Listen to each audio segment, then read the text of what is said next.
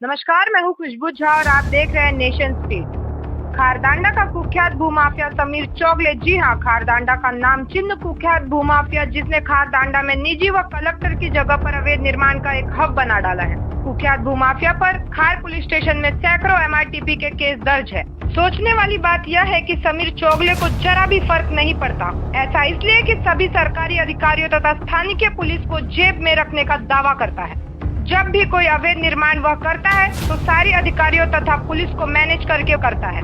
ऐसा स्थानीय के लोगों का कहना है कि बिना किसी मनपा के परमिशन, बिना किसी टैक्स दिए खारदांडा में सैकड़ों अवैध इमारतें समीर चौगले ने खड़ी कर दी और प्रशासन मुंह ताकता रहा। समीर चौगले बहुत बड़ा भूमाफिया है। समीर चौगले जो अवैध इमारतें बनाता है उसका कंस्ट्रक्शन एकदम कमजोर होता है। इमारत बनने में जो सामग्री यूज की जाती है वो एकदम घटिया क्वालिटी की होती है। यह सभी इमारतें समुद्र के किनारे दलदल में या फिर भरनी करके बनाई जाती है। भारी बरसात, तूफान में और भूकंप में इमारतों के गिरने का खतरा बना रहता है।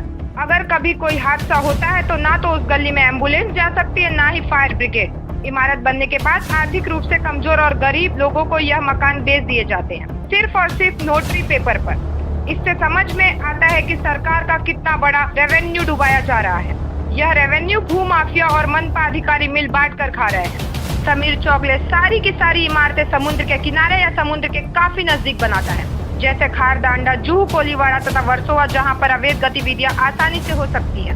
समुद्र के किनारे होने के कारण आतंकवादियों को पनाह मिल सकती है।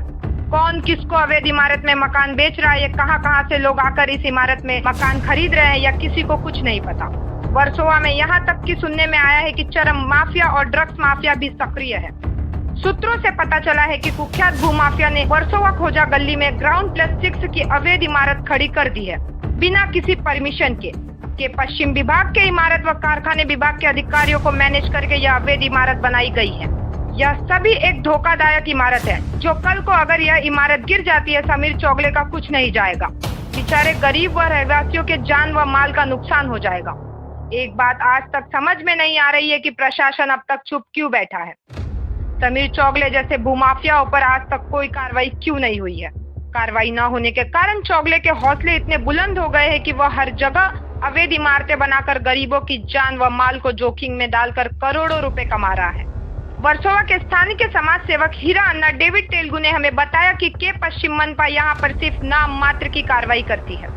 बात रही समीर चौगले की, तो सैकड़ों MITP लगने के बाद भी अवैध इमारतें बनाने का काम आज तक बंद नहीं हुआ। समीर चौगले के ऊपर मकोका के तहत कार्रवाई की जानी चाहिए।